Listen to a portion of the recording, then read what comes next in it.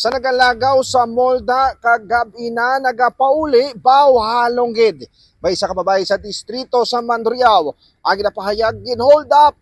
Suspect naghutik sa iya, kwarta lang ang iya kinahanglan.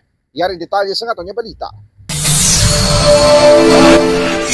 Nagailibion kag nagtugas ng kakugmat sa biktima nga babae sang ini ang ginhold up sa isa ka mall sa Senator Benigno S. Aquino Avenue Jr. Mandurriao, Iloilo City.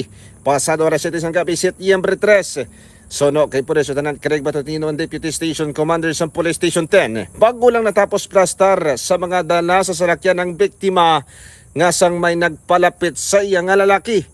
Gintutukan ini sa kilid sang ginaligar armas totange. Kagin sining nga kwarta lang ang iya kinanglanon. Ginkuha sining wallet sang biktima kag nagpanagyo sa diin. Wala pa natumod kung mayara ini sang upod. Amo man ang getaway vehicle. Suno pa kay Matutino. Nagsingit pa ang biktima kung di magpangayo sang pulig sa diin. Medyo delayed ang pagresponde sa mga gwardya. Giliyon naman nga nagpadulong sa area ang kapulisan na kung mag-investigar, pag-backtrack sa mga CCTV, kag pag-ayam sa suspect. Samtang may nag-turnover naman nga tricycle driver sa wallet sa biktima nga ginapahayag. Nakitaan sa Mega World area. Ginausisa pa kon intact ang unod sa gintaban nga wallet. Nahibalaon naman nga sandig sa impormasyon. Asawa sa retired police ang nasambit ka biktima.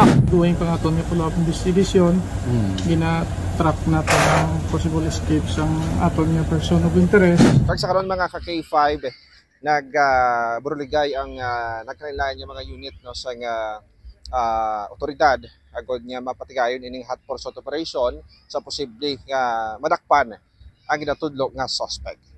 Ako naman si ka-K5 Aaron Refoyo para sa Kampiyon na Balita Serbisyo Publiko kag Kalingawan sa Iloilo, K5 News FM. Balita ang ginadulong sa inyo sang DTX Coffee Mix. Himo sa natural nga sangka pareho sang amarkuso, chia seeds, sugared cane extract powder. DTX Coffee Mix. Nakakapi ka na, naka-detox ka pa. DTX Coffee Mix. Mabakal sa mga butika.